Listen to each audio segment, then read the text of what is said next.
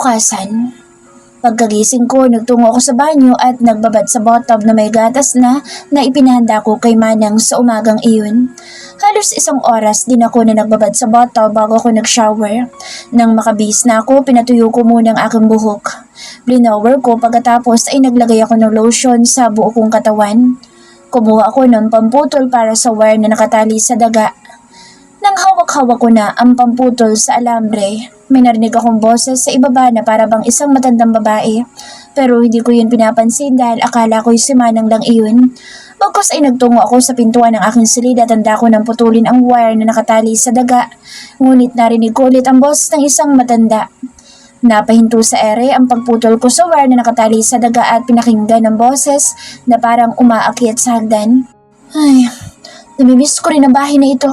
So many years, ayun na lang ulit ako nakapasok sa bahay na ito. Wika ng isang boses habang papalapit ito. Pakanta-kanta pa ito na parang masaya. Hindi iyon boses ni Manang. Gusto ko sanang tingnan ito kung sino, subalit inuna ko munang putulin ang alambre na nakatali sa daga. Nang maputol ko na ang tali ng daga ay tumakbo ito sa may hagdan. Hila-hila pa nito ang kalahating wire na nakatali sa paa nito. Inabot ko ito at baka kung saang sulok ng mansyon siya magtago. Naabutan ko itong patalon-talon na bumaba ng hagdan kung saan may isang matandang babae na umaakyat. Nasa 6 na baitang na ito nang biglang nagpanik ito nang makita ang daga na papunta sa kanya. Oh my God! Daga! Bakit may daga rito? Sigaw ng matanda na todo naman ang hawak sa hagdan. Agad akong bumaba para sana alalayan ng matanda at baka mahulog ito. Subalit 1 inches na lang sana na maabot ko na sana ang damit niya nang biglang nahulog ito sa hagdan at nagpagulong-gulong. Natigil ang mga kamay ko sa ere nang hindi ko ito naabot. Sobrang kinabahan ako at bahagyang na-shock. Bigla na lang din ako nagulat nang napasigaw si Jeffrey na nasa pintuan habang nakatingin sa kanyang lola na parang wala ng malay. Lola! Dali-dali itong tumakbo sa binagsakan ng matanda. Binitawan nito ang dala niyang bulaklak at cake na nasa isang box at agad na lumapit sa matanda at naupo sa tiles para tingnan ang pulsuhan ng matanda. Ilang sandali pa ay tumingala ito sa akin at masakit akong tinitigan na kung nakamamatay lang ang titig niyang iyon ay kanina pa ako nabuwal. Anong ginawa mo? Sigaw niya sa akin na ako ang sinisisi sa pagkahulog ng lola niya. Napapailing. Sakto naman na lumabas si Manang mula sa kusina at ang isang babae na naka-uniform na pang nurse. Ano nangyari kay Doña Samantha? Nanginginig na tanong ni Manang. Manang, sabihin mo kay Kuya Nestor ihanda ang sasakyan. Bilis, dalhin natin si Lola sa ospital. Utos ni Jeffrey kay Manang. Agad naman na tumalikod si Manang upang puntahan si Manong Nestor. Masakit naman na binalingan ng tingin ni Jeffrey ang nurse na nasa giliran na nito. Hindi ba't sinabihan kita na bantayan mo ang lola? Bulyaw ni Jeffrey sa nurse. Kumuha lang po ako ng tubig, sir. Sagot naman ng nurse. Agad na binuhat ni Jeffrey ang matanda sa kanya ako pinukulan ng masakit na tingin. Pagsisisihan mong ginawa mong pagtulak kay lola. Pagbabanta at paninising niya sa akin. Nanginginig ang buong katawan sa kaba at takot dahil hindi ko naman kasalanan na nahulog ang matanda sa hagdan. Agad niyang dinala sa sakyan ng kanyang lola. Bumaba ako ng hagdanan para habulin siya at magpaliwanag na hindi ko itinulak ang lola niya. Pero huli na ako dahil nakasakay na sila sa sakyan at lumabas na ng gate ng mansyon. Sakto naman na paglabas ko sa gate ay may dumaan na taxi. Pinara ko ito at agad na sumakay. Saan po kayo, ma'am? Tanong ng driver. Kuya, sundan niyo lang pong itim na sasakyan na iyon. Wika ko sabay turo sa sasakyan ni Jeffrey. Sinundan namin ang sasakyan ni Jeffrey. Uminto ito sa Henry's Private Hospital, isang sikat na hospital sa Holland. Natanaw ko na agad namang inasikaso ng mga nurse ang lola ng asawa ko. Dali-dali akong bababa sa taxi at patakbo na tumalikod. Tinatawag ako ng driver kaya napalingon ako. Miss, bayad niyo po! Sigaw ng driver. Hindi pa pala ako nakabayad at wala din pala akong pambayad dahil wala din akong dalang pera kaya nakiusap muna ako sa driver. Manong, pwede po ba na mamaya na lang kita bayaran? Wala po kasi akong dalang pera. Pambihira naman oh. Sana hindi na lang kayo sumakay ma'am kung wala naman pala kayong pambayad. Naiinis na sabi ng driver sa akin. Manong, pasensya na po. Dodoblehin ko na lang po ang bayad sa inyo mamaya. Nasa loob po ko sa asawa ko. Promise po, babalik ako. Pagsusumamo ko sa driver. Siya, sige. Basta, hihintayin kita dito, ha? Paninigurado ng driver sa akin. Salamat, Manong. Wika ko, saka naglakad na ako patungo sa entrance ng ospital. Nang malapit na ako sa bukana ng ospital, bigla ko namang natanaw sa Sheena na bumaba sa isang sakyan at parang kay Liam na sakyan ang gamit niya. Dali-dali itong pumasok sa entrance ng ospital. Binilisan ko rin ang lakad ko para maabutan ko siya. Anong ginagawa niya rito? Tinawagan ba siya ni Jeffrey? Bakit lagi na lang nakaharang sa harapan ko ang babaeng ito? Lalo na ngayon nagalit si Jeffrey sa akin at pinagbibintangan ako na itinulak ko ang lola niya sa hagdan. Habang sinusundan ko si Sheena ay tanaw ko sa malayo na patakbo itong nagtungo sa kinaroroonan ng asawa ko. Batid kong nasa emergency room na ang lola ni Jeffrey. Nakita ko na agad na niyakap ni Jeffrey si Sheena. Gusto kong umiyak sa nakikita ko pero walang luha lumalabas sa aking mga mata. Dahan-dahan ako lumapit sa kanila. Ang gusto ko lang ngayon ay linisin ang maling akala ni Jeffrey na hindi ko itinulak ang lola niya. Pagkos ay gusto ko itong hawakan para hindi mahulog pero huli na ako para abutin siya. Nang malapit na ako sa kanila, nakita ako ni Jeffrey. Namumula ang mga mata nito at masakit akong tiningnan. Parang mga patalim ang mga tingin niya sa akin na siyang nagpapahiwa sa dibdib ko. Sobrang sakit na mga titig niya. Kumala siya sa babae at napatingin naman sa akin ang babae na pinunasan ng mga luha sa mga mata.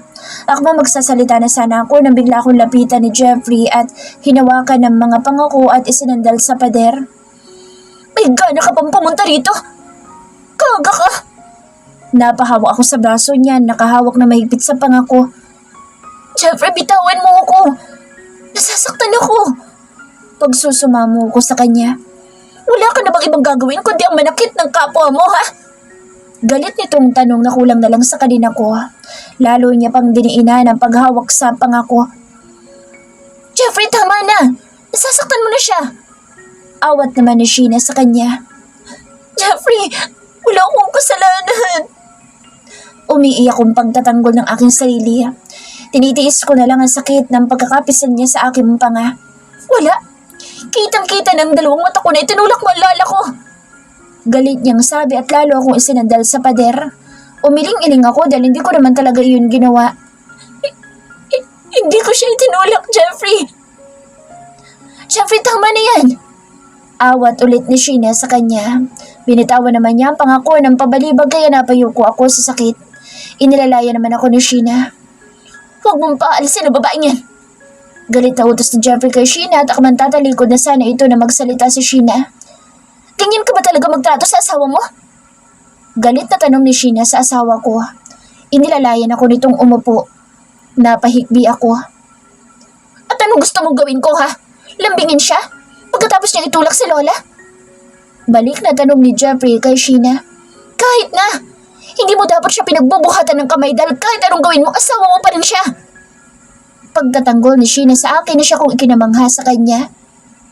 Pasalamat nga lang siya at hindi ko siya sinakal dahil baka mandilim ang mga mata ko at mapatay ko babaeng yan.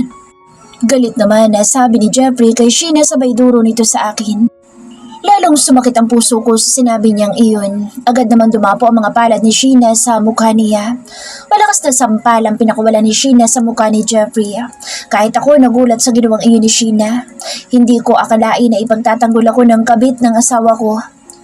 Ganyan ka na ba talaga? Dati halos patayin mo ng bugbog ang asawa ko sa mga tauhan mo nang malaman mo na sinampal ako ng asawa ko.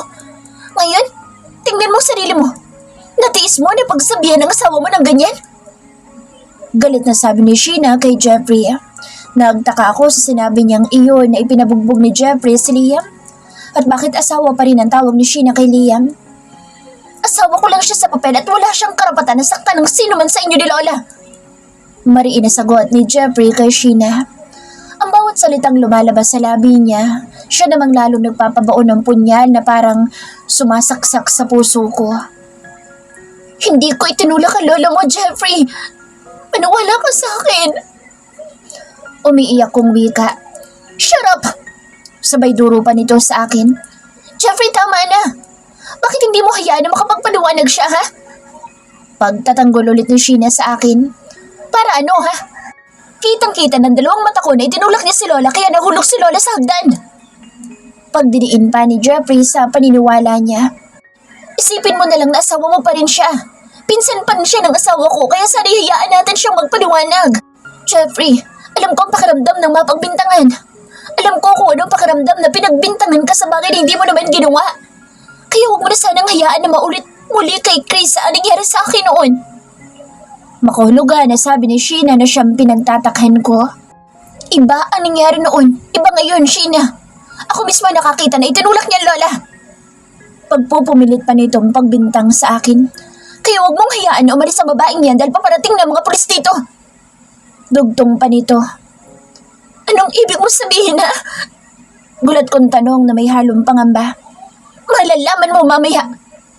Madiin itong sabi sa akin at tumalikod na.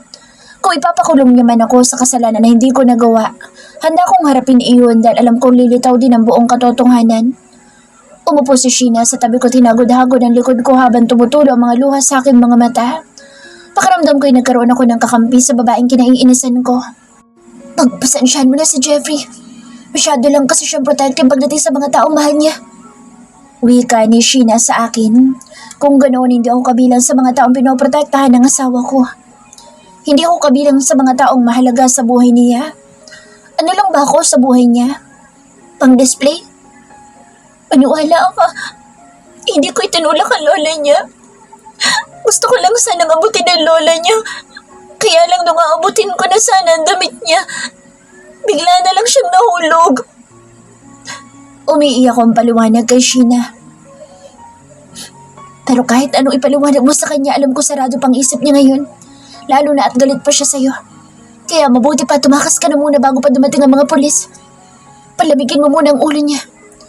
Suwestyon ni Sheena. Bakit ako tatakas? Wala akong kasalanan, kaya kung gusto niya na ipahuli ako, tatanggapin ko. Kung yun lang ang makapagpapasaya sa kanya. Pero malinis ang konsensya ko.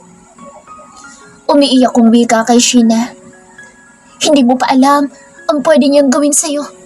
Kaya magtago ka na muna at palipasin mo ang galit niya. Alam ko na nag-aalala si Sheena sa kalagayan ko, subalit ano man ang gustong gawin ni Jeffrey, handa ko iyong harapin. Ayoko. Gawin niya ng gusto niyang gawin sa akin. Handa ko yung tanggapin. Isa lang ang hihilingin ko sa'yo. Huwag mo sanang agawin sa akin ang asawa ko. Mahal na mahal ko si Jeffrey. Kaya balik mo siya sa akin. Akin na lang ang asawa ko, please. Mauha ka. Pagsusumamo ko pa kay Sheena. Wala na akong pakialam kung ibinababa ko na ang sarili ko sa kanya. Basta ibalik niya lang sa akin ang asawa ko. Ngumiti siya sa akin na parang anghel at tinawakan ang dalawa kong kamay. Krisa, hindi mo dapat hingin sa akin ang asawa mo dahil iyong-iyo naman talaga siya. Mula na ikinasal kayo, iyong-iyong asawa mo. Hindi mo ako kaagaw o karibalman dahil nag-iisa lang ang lalaki mahal ko at ama ng mga anak ko at yun ay ang pinsan mong si Liam. Bakit palagi kayong magkasama ni Jeffrey? Tanong ko naman at pinunasan ng mga luha. Kapatid ko si Jeffrey.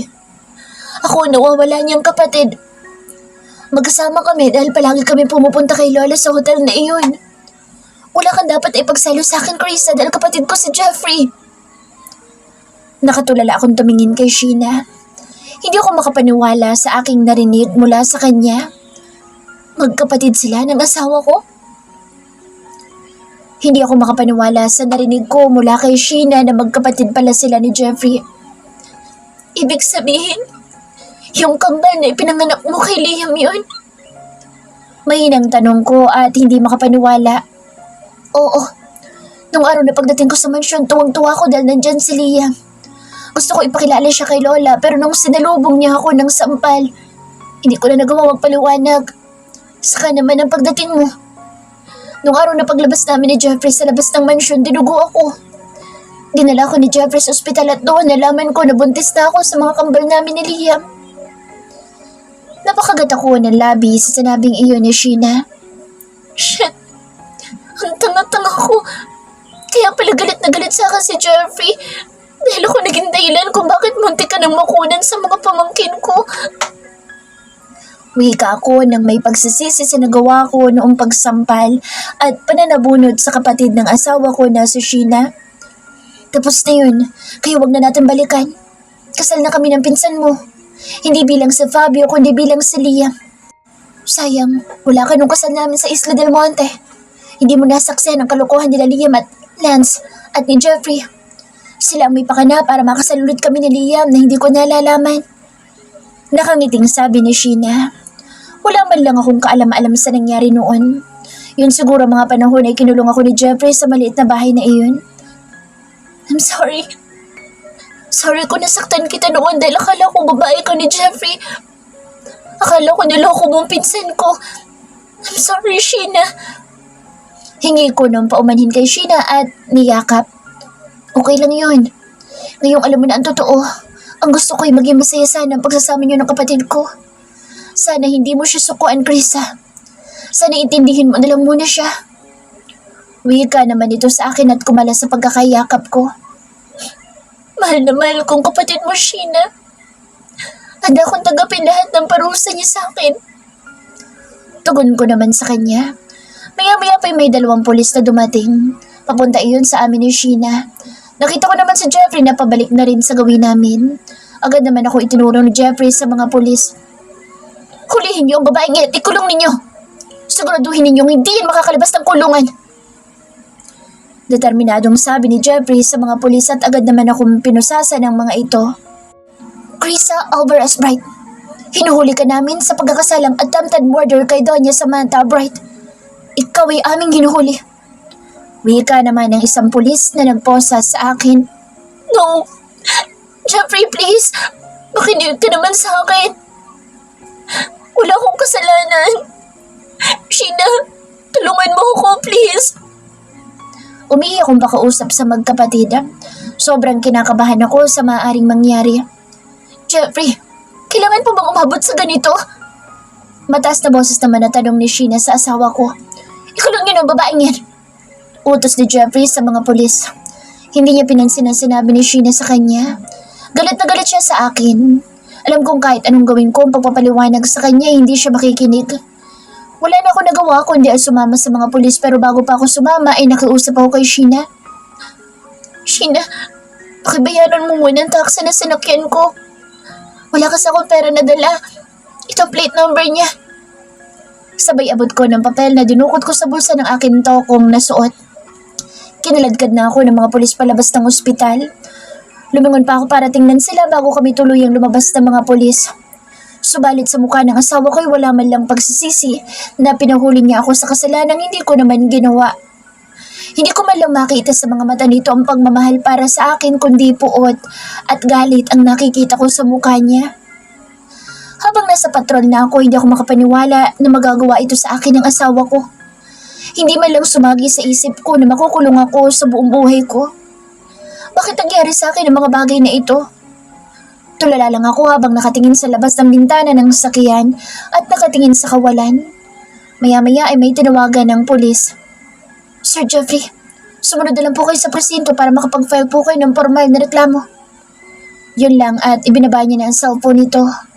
Blanko ng utak ko. Wala na akong pakialam sa kapaligiran. Gusto ko na lang sanang agawin ang baril ng pulis at ibaril sa sarili ko upang sa ganun ay maging masaya na si Jeffrey. Ngunit naalala ko naman si Daddy. Baka may gawin na hindi maganda si Jeffrey kay Daddy kaya kailangan ko pang mabuhay para sa ama ko. Ilang minuto pa lumipas, bumaba kami sa police station. Dinala nila ako sa kulungan ng mga babae.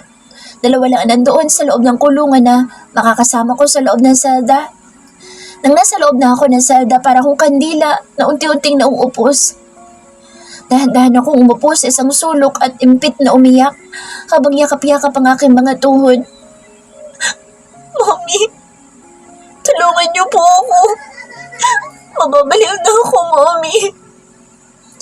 Mahina akong sabi sa aking sarili habang tinatawag si Mommy. Ilang sandali pa'y lumapit sa akin ng isang allen na kung hindi ako nagkakamali nasa 50 anyos na ito pataas. Ano ang kaso mo, Iya? Tanong nito sa akin. Tumingin ako sa kanya at umiling-iling. Wala akong kasalanan. Napagbintangan lang ako. Mahina akong sabi. Ang bata mo pa para makulong. Namumutla ka. Buntis ka ba, Iya? Tanong nito sa akin na bahagya kong ikinagulat. Mabilis naman akong umiling-iling. Hindi po ako buntis. Ako nga pala si Chris. Pakilala ko sa kanya. Kinuha niya ang kamay ko at kinapaampulsuhan ko. Naku, iha, mag-iingat ka. Dahil may sanggol dyan sa sinapupunan mo. Buntis ka, iha. Seryoso nitong sabi sa akin. Paano niyo po nalaman na buntis ako? Hindi ko makapaniwalang tanong sa kanya. Dahil mabilis ang tibok ng pulso mo. Akin ang palad mo, tuhulaan kita. Anya sabay hawak sa aking palad at tiningnan nito.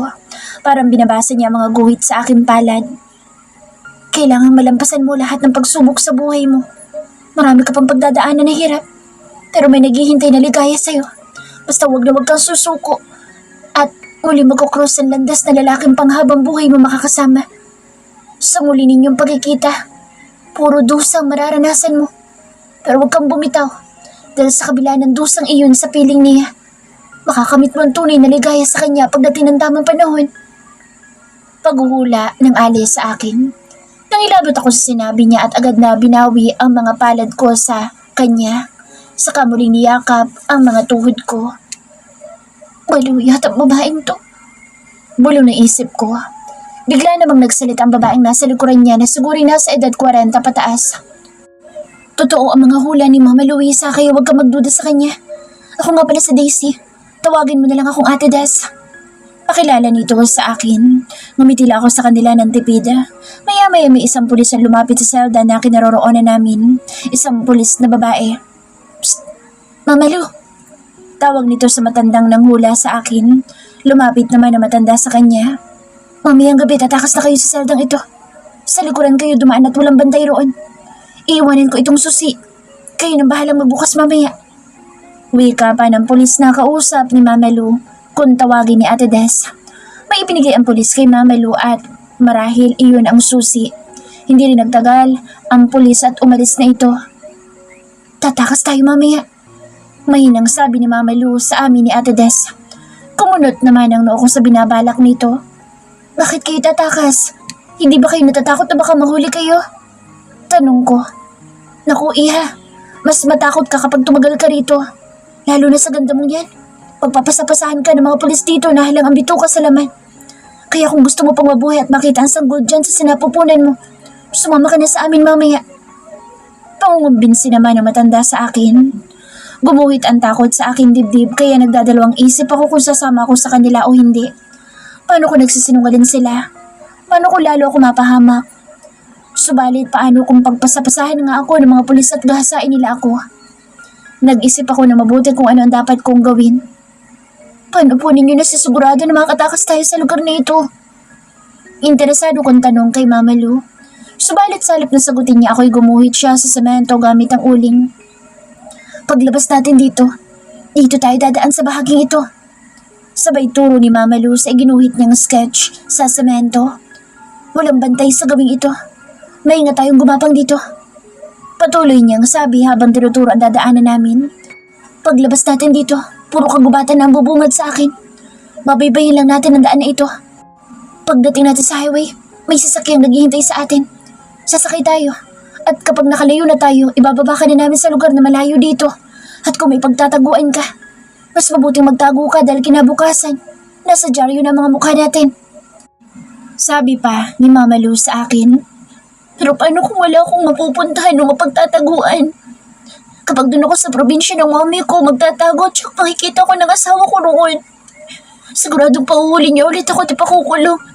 Isa pa wala na akong pera na pampiyansa. Pagsusumamo ko na wika sa kanila. Ang asawa mo nagpakulong sa'yo? Tanong naman ni Ate Des. Tumangutango naman ako. Kung gano'y sumama ka sa amin, siguradong hindi ka masusundan ng asawa mo. Wika naman ni Mama Lu sa akin. Sige, sasama po ako sa inyo. Sang-ayon ko sa plano nila. Kailangan ko lakasan ang loob ko at hindi ako dapat na manghina. Dumating ang tanghali, pinatawag ako ng isang pulis. May gusto raw kumausap sa akin. Pagdating ko sa visitors area, nakita ko naman si Sheena. Nang makita ko nito, agad ako nitong niyakap. Naupo kami matapos naming yakapin at batiin ng isa't isa. May dala itong pagkain para sa akin. Nasaan si Jeffrey? Malungkot kong tanong sa kanya nang hindi ko makita ang aking asawa. Ako na ang pinaharap niya sa'yo. Kaalis niya lang. Paumanhin pero galit na galit sa'yo si Jeffrey. Nagsampa lang siya ng kaso para sa'yo at umalis na. Malungkot naman itong sabi sa akin. Wala naman akong magawa kundi tanggapin ang parusa ni Jeffrey sa akin. Kumusta ang lola niyo? Ayos lang ba siya? Pag-aalala ko namang tanong. Nakumataw sa lola, kaya lalo nagalit ang asawa mo. Pinaniniwalaan niya talaga na itinulak mo sa lola. Hindi ko naman siya masisi dahil nakita ka raw niya. Malumanay na sabi ni Sheena.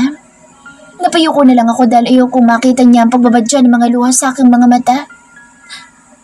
Hindi ko itinulak ang lola niyo. Pinakawalan ko lang yung daga na matagal nang itinali ni Jeffrey sa kwarto ko. Tapos, hindi ko alam na paakit ang lola niyo sa hagdan at doon din sa hagdan tumakbo ang daga na pinakawalan ko. Nataranta ang lola niyo nang makasalubong niya sa hagdan ng daga.